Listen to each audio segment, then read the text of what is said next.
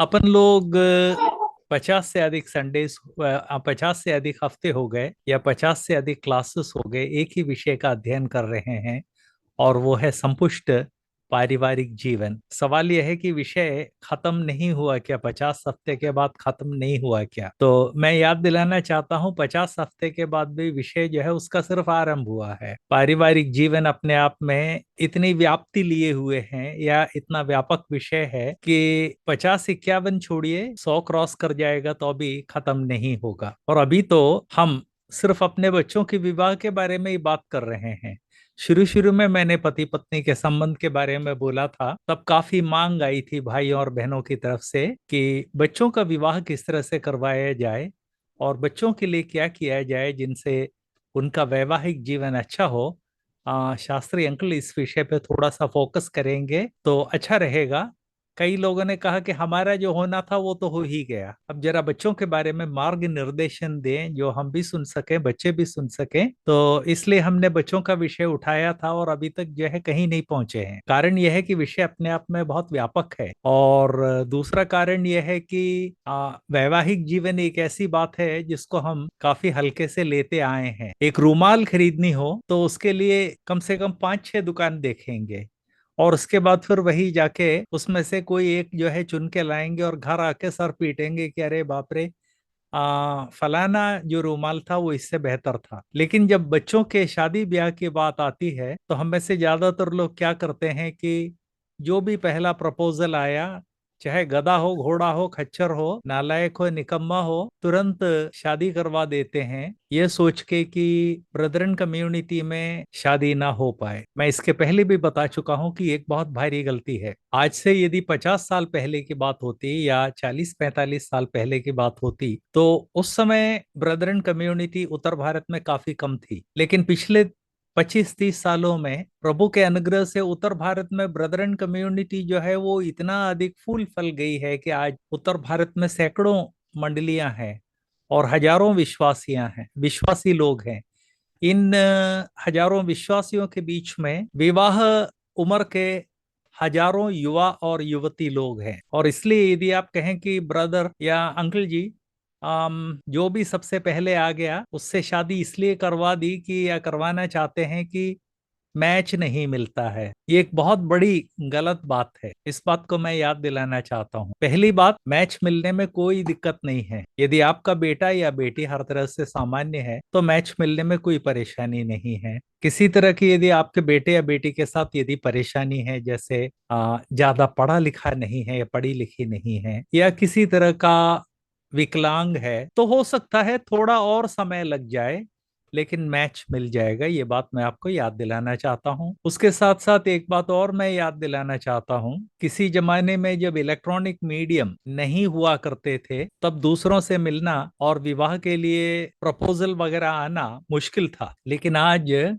Internet, Facebook और WhatsApp के होते हुए ये बहुत आसान हो गया है। पिछले हफ्ते मैंने शायद आपको बताया था कि मैं 5 व्हाट्सएप ग्रुप का एडमिन हूँ। वैवाहिक जीवन से, विवाह से संबंधित 5 ग्रुप का एडमिन हूँ। इस हफ्ते मैं आपको याद दिलाना चाहता हूँ कि ब्रदरन कम्युनिटी के लिए मैरिज के 6 ग्रुप्स का एडमिन हूँ मैं। और इसलिए आपको लगता है कि कहाँ ढूंढेंगे, क्या करेंगे, तो कम से कम 6 तो व्हाट्सएप ग्रुप हैं, क्षमा करें, और एक फेसबुक ग्रुप है। इन सबों में मिलाकर कम से कम 30,000 ब्रदरन परिवार है। और यदि आपको लगता है कि 30,000 ब्रदरन परिवारों में आपके लड़के के लिए उपयुक्त वर या आपकी आपकी लड़की के लिए उपयुक्त वर या आपके लड़के के लिए उपयुक्त वधु नहीं मिल सकती है तो आपकी गलत फहमी है। इतने लोगों में कहीं ना कहीं किसी न किसी तरह से निकल आएगा, ये बात मैं याद दिलाना चाहता हूँ। और इसलिए इसके पहले भी मैं याद दिला चुका हूं, यदि आपके बेटे के लिए वधु ढूंढना है, आपकी बेटी के लिए वर ढूंढना है, तो समय रहते हुए बेटे या बेटी का बायोडाटा और उसका एक अच्छा सा चित्र मुझे भेज दें। कई लोग चित्र भेजते हैं तो मुझे लगता है कि मैं ये जो है विवाह ग्रुप में डालने के लिए नहीं है, रोते हुए बच्चों को डराने के लिए चित्र लिया गया है। ऐसा ओंधा उल्टा सीधा चित्र लोग भेजते हैं कि कुछ पूछो मत। अरे भैया, जब शादी के लिए लड़का या लड़की देखने के लिए आता है तो प्रॉपरली सज धज के सबके सामने आते हैं। तो एडवर्टाइजमेंट में तो उससे भी ज्यादा सज धज के आना चाहिए। कुछ लोग कहते हैं कि नहीं नहीं, हम अपनी लड़की का चित्र नहीं देंगे। अरे आपकी लड़की जो है समाज में नंगा नाच रही है, हमको मालूम है, और आप बड़े सज्जन बनते फिरते हैं कि हम अपनी लड़की का फोटो नहीं दें, या आप कहेंगे नहीं नहीं लड़के का फोटो नहीं देंगे, लोग हंसेंगे।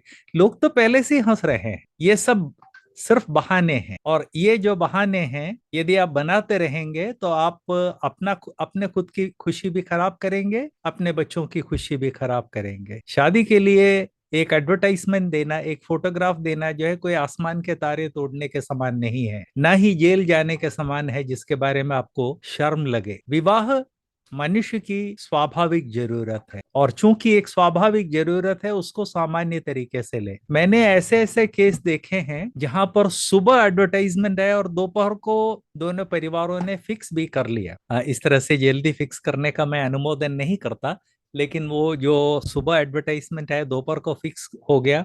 वे दोनों परिवार एक दूसरे को 3 पीढ़ी से जानते थे, इसलिए उन्हें दिक्कत नहीं हुई। मैं ये कहना चाहता हूं कि आपके बेटे या बेटी के लिए उपयुक्त वरों की या वधुओं की कोई कमी नहीं है। ब्रदरन वरों की और वधुओं की कोई कमी नहीं। शर्त यह है कि आप ढूंढने के लिए तैयार हो, सारी सच्चाई जनता के सामने रखने के लिए तैयार हो, और एक या एक से अधिक आकर्षक चित्र रखने के लिए तैयार हो। आप में से यदि ऐसा कोई है जो ये चाहता है कि आपके नाम से नहीं बल्कि मेरे नाम से उसको छापा जाए, उसके लिए भी मैं तैयार हूँ। भाई, हम ब्रदरन कम्युनिटी की सेवा करने के लिए तो हमने ये ग्रुप्स आरंभ किए हैं। इसलिए यदि आपको लगता है कि मैं उसको छाप दूं तो मैं अपने नाम से प्रिंट कर दूंगा, कोई दिक्कत नहीं है। मैंने बहुत किए हैं। अक्सर जो है हम जितने एडमिन्स है, एक से अधिक एडमिन्स है, हम लोग दूसरों का जो है वो अपने नाम से डाल देते, उसमें कोई कोई हर्ज नहीं, कोई दिक्कत नहीं। लेकिन बस एक बात मैं अनुरोध करना चाहता हूं कि अपने बेटे या बेटी का जीवन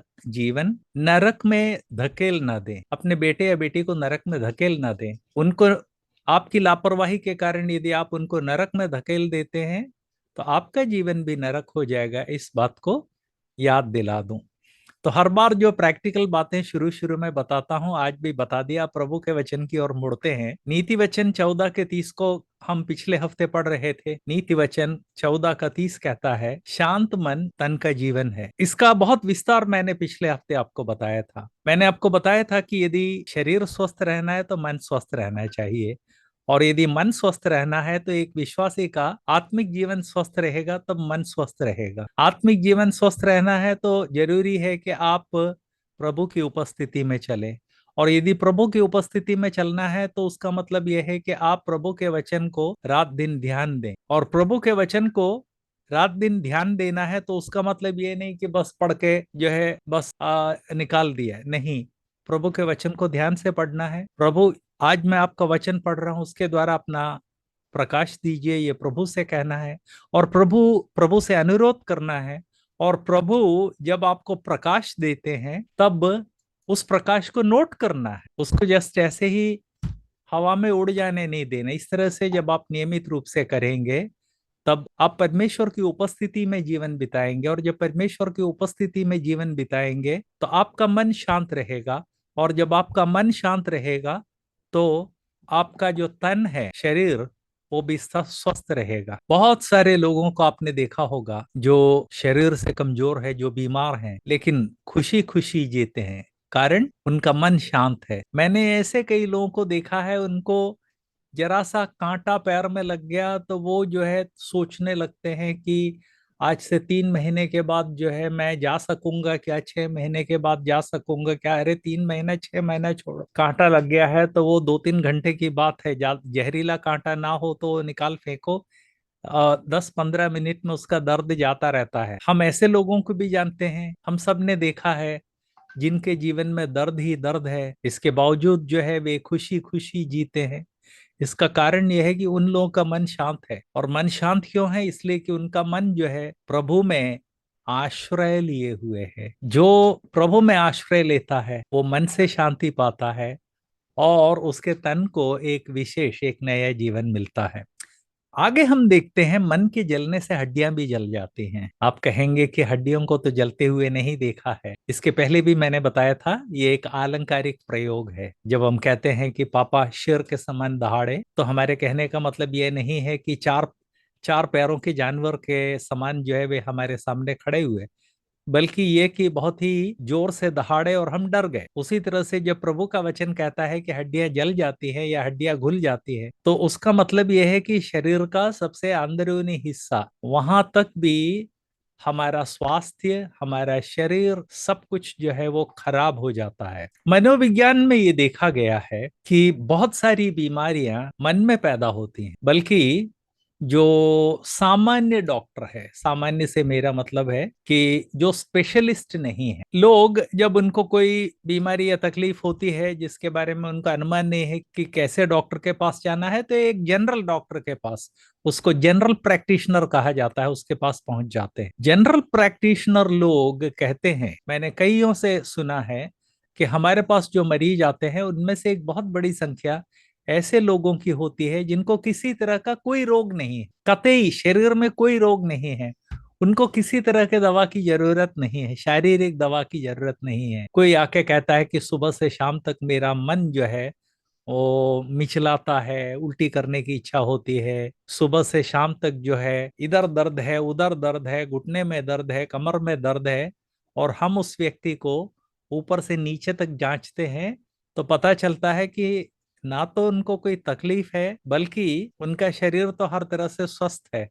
लेकिन स्वस्थ होते हुए भी दूर से बिजली कड़की तो वो अभी दौड़ के जाके बिस्तर पे पड़ जाते कि पानी बरसने वाला है और मेरे घुटने ढीले हो जाएंगे, मेरे कंधे की हड्डियां दर्द करेंगी। इसलिए कि इन लोगों का मन स्वस्थ नहीं, और मन अस्वस्थ होने के कारण हड्डियों तक में उनको परेशानी महसूस होती है। ऐसे बहुत सारे केसेस हैं आजकल, तो अब तो ये संख्या बहुत बढ़ गई है। कोई सिर दर्द लेके डॉक्टर के पास जा रहा है, कोई पेट दर्द लेके जा रहा है, कोई कहीं और दर्द लेके जा रहा है, और जनरल प्रैक्टिशनर उस व्यक्ति को अच्छी तरह से ठोक पीट के देखने के बाद उसको सोने की दवा देता है। क्यों?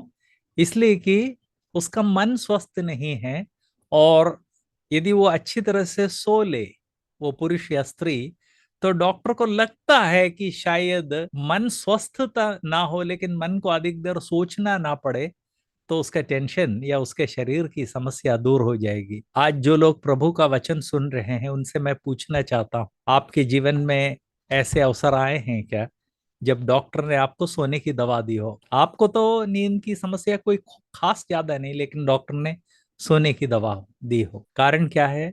संभावना यह है कि आपका मन स्वस्थ नहीं है। मन की अस्वस्थता भी बहुत प्रकार की होती है।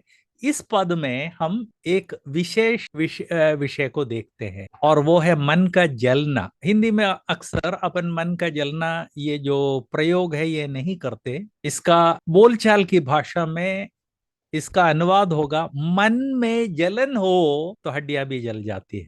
जलन क्या है ये हम सब जानते हैं, ईर्ष्या क्या है ये हम सब जानते हैं, और जलन और ईर्ष्या जो है हम में से हर व्यक्ति कभी ना कभी कर चुका होता है। कुछ लोग ज्यादा, कुछ लोग कम। और हमने जलन और ईर्ष्या का अनुभव भी किया है जब हमारे जीवन में प्रभु कुछ दे देते हैं, तब दूसरे लोग किस तरह से हमसे जलन और ईर्ष्या करते हैं। आपने मकान बनवा लिया, आपका भाई ही आपसे जल रहा है। आपने गाड़ी खरीद ली, आपका पड़ोसी आपसे जल रहा है। आप एक अच्छा कपड़ा पहन के चर्च जाते हैं तो एक और व्यक्ति जल जाता है। ये बहुत जलन एक बहुत ही सामान्य बात है, बहुत व्यापक तौर पर हम देखते हैं। लेकिन लोग ये भूल जाते हैं कि जलन एक मानसिक कर्म है, पर उसका असर सिर्फ मन तक सीमित नहीं रहता है, तन पर भी होता है, और तन में भी इतनी गहराई से वो असर डालता है कि प्रभु का वचन इसलिए गहराई को दिखाने के लिए हड्डियों का नाम लेता है। मन के जलने से हड्डियां भी जल जाती है। ये आलंकारिक तौर पर भी सही है, अक्षरशः भी सही है। आप पूछेंगे आलंकारिक और अक्षरशः में क्या अंतर है? आलंकारिक से मतलब यह है कि हमारे शरीर का सबसे अंदर का अवयव हड्डी है, मतलब हाथों में, पैरों वगैरह में। तो यदि मन में जलन हो तो शरीर के अंदर से अंदर का अंग भी जो है वो उसकी स्थिति ऐसी हो जाती है जैसे वो जल गई हो, राख बन गई हो, कोयला बन गया हो, राख बन गई हो, जो चूर चार हो गया हो। ये तो है अलंकारिक उपयोग, लेकिन एक अक्षरशः वास्तविक उपयोग भी है। डॉक्टर्स ने देखा है कि वे लोग जिनको सुबह से शाम दूसरों के विरुद्ध जलन जलन जलन इसके अलावा कुछ नहीं है, धीरे धीरे वे लोग तमाम तरह के शारीरिक रोगों से ग्रस्त हो जाते हैं, बल्कि इवन उनकी हड्डियों तक में रोग हो जाता है। आप पूछेंगे मजाक तो नहीं कर रहे शास्त्री अंकल? नहीं नहीं नहीं, मजाक नहीं है, बिल्कुल मजाक नहीं है। कई सारे लोग जो तमाम तरह के रोग की शिकायत करते हैं, जिसको जांचने के बाद डॉक्टर हाथ उठा देता है और कहता है कि इसमें तो किसी तरह की असामान्य, इसके शरीर में कुछ भी असामान्य नहीं है, लेकिन बीमारी है। उसका कारण यह है कि हमारा मन सही नहीं है। मन सही नहीं है इसलिए तन सही नहीं है, और तन सही नहीं है इसलिए शरीर के अलग अलग अलग अंगों में अलग अलग प्रकार की बीमारियां प्रकट होती हैं। तो आप पूछेंगे तो इसका मतलब यह है क्या कि मेरे भाई या मेरी बहन या पापा या माँ को मैं डॉक्टर के पास ले गया, डॉक्टर जो है उसका कारण ढूंढ नहीं पाया, तो उनके मन की खराबी है क्या?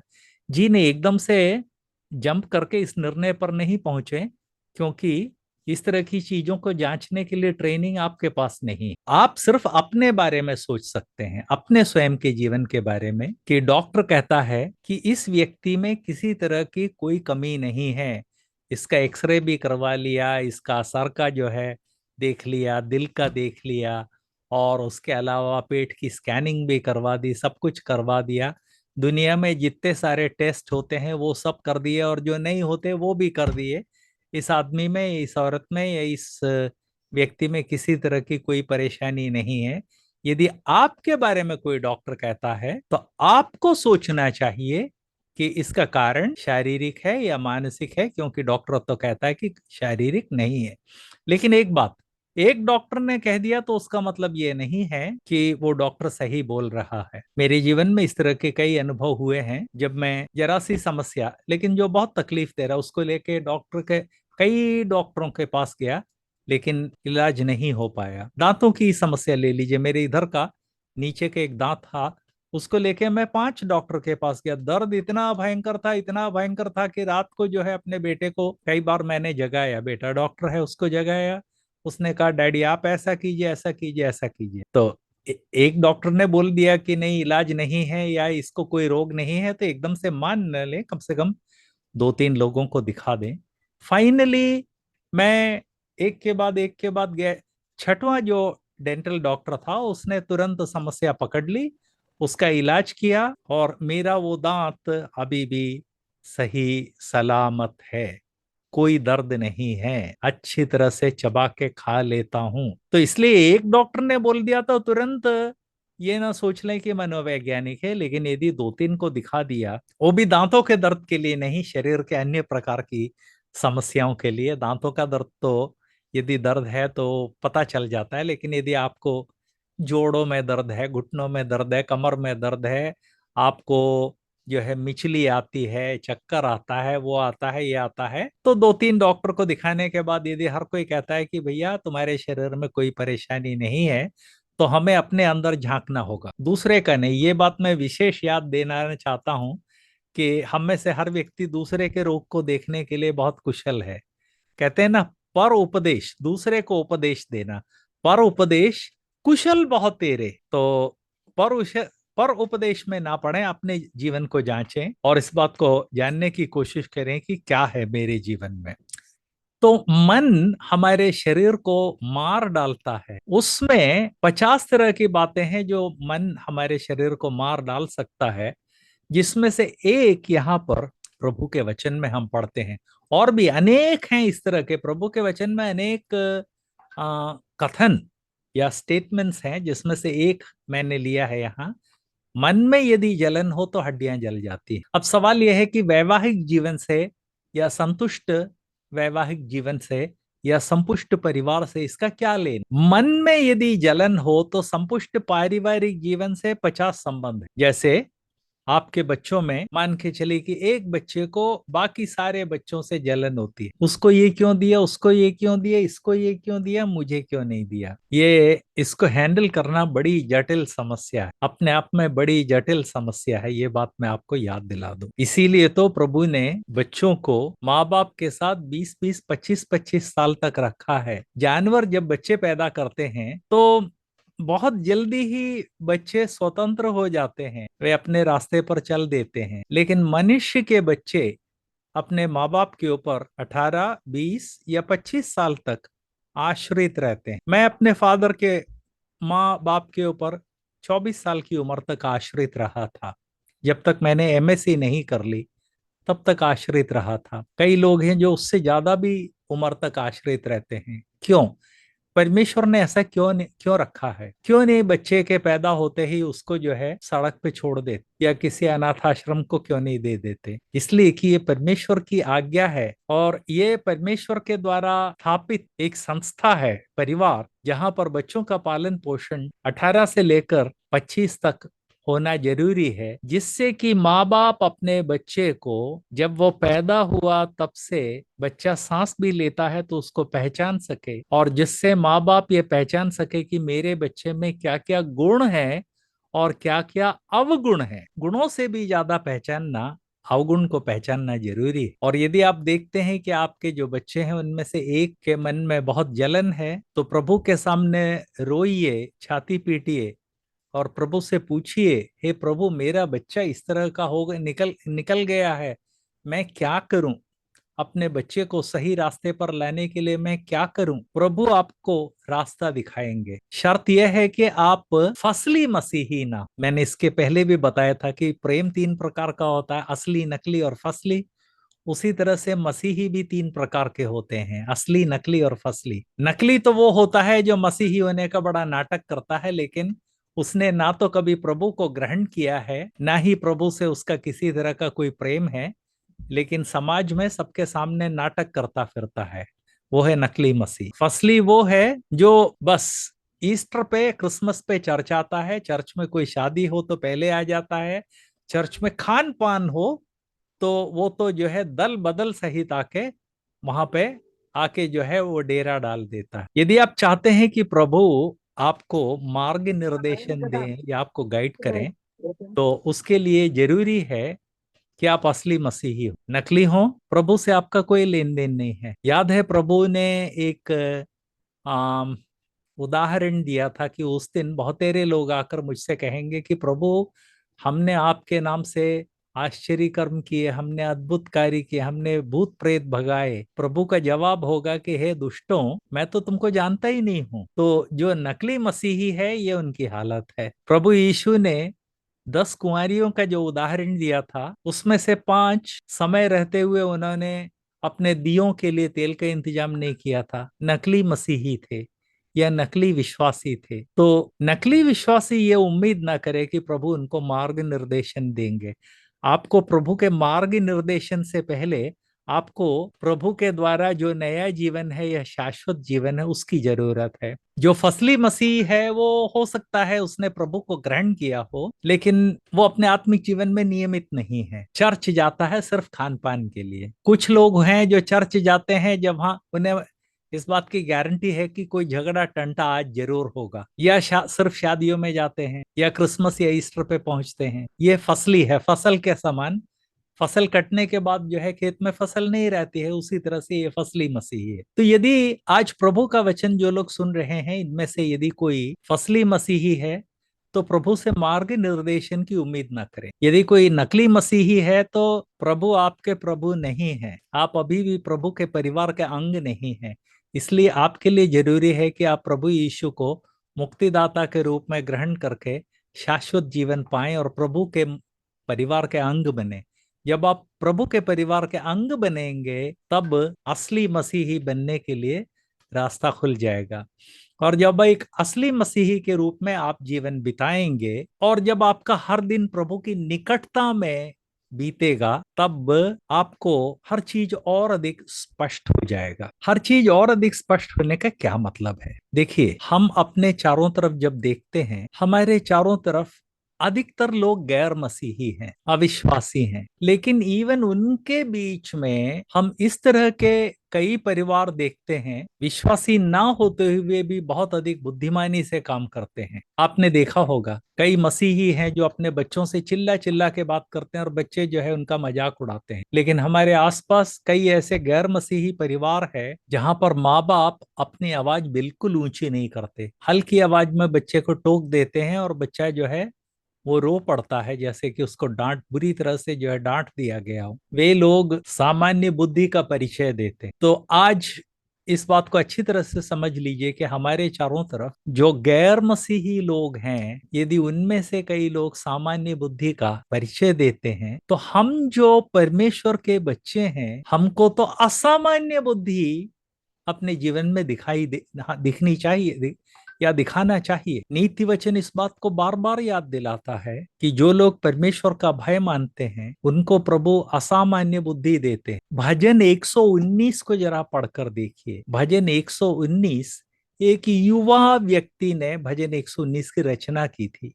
जब उस भजन को पढ़ते हैं तब उसमें इस बात की सूचना मिल जाती है कि उसकी रचना एक युवा ने की थी। वो युवा बार बार ये बात कहता है कि आपका वचन है प्रभु, आपका वचन जब मेरे दिल में प्रवेश करता है तो मैं अपने गुरुओं से, अपने अध्यापकों से भी ज्यादा बुद्धिमान हो जाता हूँ। तो जब हम अपने आसपास के घरों में देखते हैं कि कई लोग, सब नहीं, कई लोग अपने बच्चों को पालने में और अपने सामान्य जीवन में बुद्धि का परिचय देते हैं, तो हमको ये बात अपने आप को याद दिला लेनी चाहिए कि हम तो उनसे एक स्टेप आगे हैं।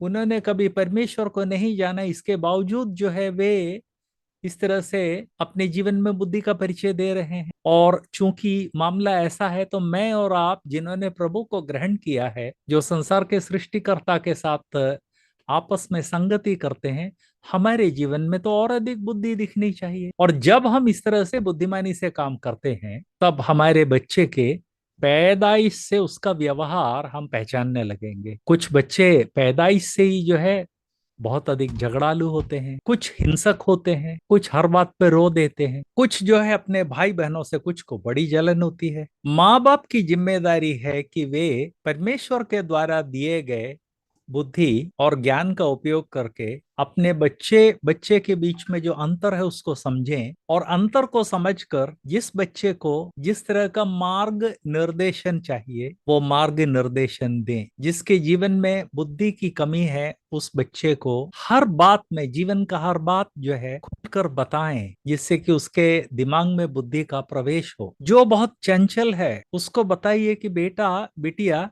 जीवन में अनुशासन का बहुत महत्व है। इस तरह से एक चंचल मन के साथ तुम जिंदगी में प्रवेश नहीं कर सकते, और करोगे तो तुम बर्बाद हो जाओगे। जो हर बात पे झूठ बोलता है बच्चा, उसको उपदेश दीजिए कि बेटा ये परमेश्वर के सामने बहुत गलत बात है। परमेश्वर चाहते हैं कि हर मनुष्य सच बोले। जो बच्चा, जिस बच्चे के मन में हर चीज के प्रति क्रोध है, उसको समझाइए कि बेटा जीवन क्रोध से नहीं चलता है, जीवन समझ से चलता है। तुम हर बात पे क्रोध करते हो, और क्रोध करने के कारण तुमको सोचने की, किसी भी बात के बारे में ढंग से सोचने की फुर्सत नहीं है। और चूंकि तुम ढंग से सोच नहीं पाते, इसलिए ढंग से कार्य नहीं कर पाते। जिस बच्चे के जीवन में जलन है, उसको तो विशेष ध्यान देने की जरूरत है, क्योंकि जलन अपने आप में एक बहुत बड़ा जहर है, जो कि बचपन में ही यदि इलाज ना किया जाए तो उस व्यक्ति को जिंदगी भर बर्बाद करेगा। जब वो बच्चा है तब अपने भाई बहनों से जलता है, जब वो स्कूल जाएगा तो वहां जो बच्चे अच्छा नंबर लाते हैं या प्रतियोगिताओं में जीतते हैं, उनसे जलन करेगा। कॉलेज में जाएगा तो कॉलेज में तो विद्यार्थी लोग स्कूल की तुलना में काफी अधिक आजाद हो जाते हैं, तो दूसरों से जलन के कारण वो ऐसे कर्मों में फंस जाएगा या ऐसे कांड करेगा या करेगी कि वो अपने जीवन को बर्बाद कर देगा। शादी के बाद लड़का है तो पत्नी से जलेगा, लड़की है तो पति से जलेगा। पति सांस ले रहा है तो वो पूछेगी कि अभी इतने जोर से क्यों सांस ले रहे हो। और पत्नी जो है वो कहीं चुपचाप बैठी है तो पति पूछेगा कि किसको याद कर रही है। जिंदगी भर जलन उस व्यक्ति को उसे बर्बाद करता है। लेकिन सबसे बड़ी विडंबना यह है, अफसोस की बात यह है कि एक बार जब हम अपने जीवन में परिपक्व हो जाते हैं, मेच्योर हो जाते हैं, शादी ब्याह कर लेते हैं, और यदि हमारे जीवन में जलन का इलाज नहीं किया तो हमारे अंदर जो जलन है वो हमारी पत्नी को या हमारे पति को बर्बाद करता है, हमारे बेटे या बेटी को बर्बाद करता है, परिवारों में जो आपसी संबंध है उन संबंधों को तार तार कर देता है। इस कारण ये प्रभु के वचन में जो पद है, मन के जलने से हड्डियां जल जाती है, इसको हल्के से ना लें। अभी तो मैंने सिर्फ उसका एक पहलू बताया है। आपका बेटा या आपकी बेटी, पैदाइश से आप उसको देख रहे हैं, इसलिए उसके जीवन में जलन है या नहीं है, इसको दूसरों की तुलना में आप बहुत जल्दी पहचान सकते हैं। नहीं पहचाना है तो इसका मतलब यह है कि आपने आंख मीच के बच्चे पैदा किए और अब आंख मीच के उनका पालन पोषण कर रहे हैं। और मैं आपको यकीन दिलाना चाहता हूं कि आपके जीवन में कभी शांति नहीं होगी यदि बच्चे ढंग से नहीं पाले। ढंग से पालने वाले लोगों के जीवन में चैन नहीं होता है, ये मैं आपको याद दिलाना चाहता हूँ। जो लोग बच्चे ढंग से पालते हैं उनके जीवन में कभी पूर्ण शांति नहीं होती है। तो जो बच्चों को ढंग से पालते ही नहीं है, उनके जीवन में शांति कैसे होगी। आपकी एक लापरवाही के कारण आपने अपने बेटे या बेटी को बर्बाद किया, और उसके कारण जिंदगी भर उसकी सजा वो बेटा या बेटी भुगत रहा है और आप भी भुगत रहे हैं। और एक सीमा के बाद जो है आप कुछ नहीं कर सकते। ये बात भी मैं आपको याद दिला दूं। मैंने इसके पहले भी कई बार आपको बताया था कि मैं केरल से ये संदेश दे रहा हूँ। केरल में मेरे घर के तीन और थोड़ी बहुत जमीन है जिसमें कई प्रकार के पेड़ हैं। कुछ बहुत नाजुक हैं, कुछ बहुत मजबूत है। जैसे नारियल का तेल है, नारियल का पेड़ है, वो तो बहुत मजबूत होता है। आम का पेड़ भी बहुत मजबूत होता है। लेकिन पपीते के भी कई पेड़ लगे हुए हैं। पपीते का पेड़ जब छोटा होता है तब वो इतना कमजोर होता है कि आप उसको नोच के फेंक दें, कुछ नहीं करना पड़ता, जस्ट नोच के फेंक दीजिए।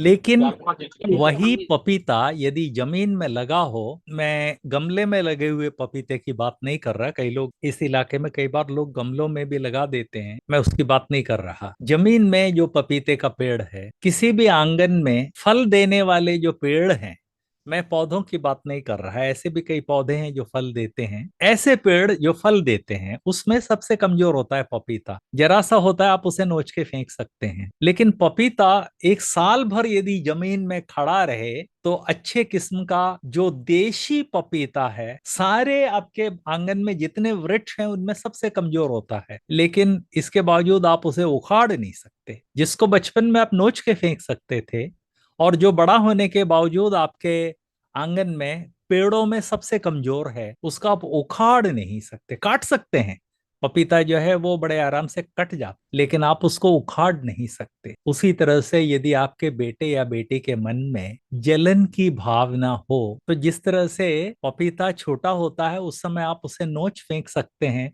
उसी तरह से उस बच्चे को सही उपदेश देने के द्वारा, डायरेक्ट उपदेश और प्रभु के वचन से उपदेश देने के द्वारा आप उसके अंदर जो जलन की भावना है उसको नोच फेंक सकते हैं। लेकिन समय रहते हुए आपने इलाज नहीं किया तो पपीते जैसी स्थिति हो जाएगी कि वो जब पेड़ हो जाएगा, पेड़ों में कमजोर है, लेकिन आप उसे उखाड़ नहीं सकते, काट सकते हैं। उसी तरह से आपका बच्चा जब बड़ा हो जाता है, आपने बचपन में इलाज नहीं किया, एक उम्र के बाद आप उसके अंदर से वो जो जलन की भावना है, अब उसे नोच के फेंक नहीं सकते, उखाड़ भी नहीं सकते, काटना पड़ेगा। जिसका मतलब है आपके और आपके बेटे या आपकी बेटी के बीच में जम के झगड़ा हो, मन मुटाव हो। जब आप कहते हैं कि भैया तुमको जलन बहुत होती है, और आपका बेटा कहता है कि डैड तमीज से बात कीजिए, अब मैं भी जो है पुरुष हो गया। या बिटिया कहती है कि डैड मॉम मैं कमाने लगी, आप अपना रास्ता देखिए, मुझे रास्ता दिखाने की जरूरत नहीं। वो तो पपीते के पेड़ को काट फेंकने के समान है। वो आपका बेटा है या बेटी है, इसलिए उसको डांटना आपके लिए बहुत आसान है, जिस तरह से पपीते के पेड़ को काटना आसान है, लेकिन अब आप जड़ से उस बुराई को दूर नहीं कर सकते। प्रिय भाइयों और बहनों, मन के जलने से हड्डियां जल जाती है का मतलब है मन में यदि जलन हो तो वो हमारे मन को तो बर्बाद करता है, शरीर को भी बर्बाद करता है। इसलिए आज जो भाई बहन लोग प्रभु का वचन सुन रहे हैं, उनमें जिनके बच्चे छोटे, उन सबको मैं याद दिलाना चाहता हूँ, प्रिय भाई प्रिय बहन, इन बच्चों को आपके आश्रय में प्रभु ने इसलिए रखा है जिससे कि आप उनके गुण दोष, गुण या अवगुण दोनों को अच्छी तरह से पहचान कर उनके अवगुणों को उनसे दूर करने के लिए यथासंभव प्रयत्न करें। और यथासंभव प्रयत्न करने के लिए जरूरी है, क्या करना है इसके लिए आपको बुद्धि मिले, क्या करना है इसके लिए आपको ज्ञान मिले, और क्या करना है इसके लिए बुद्धि और ज्ञान मिलना है तो ये जरूरी है कि आप रात दिन प्रभु के वचन में ध्यान देते हो। मैं ये जो बातें बता रहा हूँ व्यावहारिक मसीही जीवन, उसमें आपने नोट किया होगा कि सारी बातें एक दूसरे से जुड़ी हुई हैं। जिस तरह से हाथ से बुने हुए स्वेटर का एक धागा कहीं से निकल गया और कोई उस धागे को पकड़ के खींचता चला जाए तो सारा का सारा स्वेटर उधड़ जाता है, उसी तरह से मेरे आपका जीवन इस तरह से प्रभु ने बुना है कि अक्सर उसमें एक धागा यदि उखड़ जाए और समय रहते उसका इलाज ना किया जाए तो पूरा का पूरा जो है वो उधड़ जाता है। तो इसलिए मैं बार बार ठोक पीट के बार बार ये बात कहता हूँ, प्रिय भाई प्रिय बहन, आपने प्रभु यीशु को मुक्तिदाता के रूप में ग्रहण किया है। अब ये आपकी जिम्मेदारी है कि आप प्रभु में अपना जीवन बिताएं।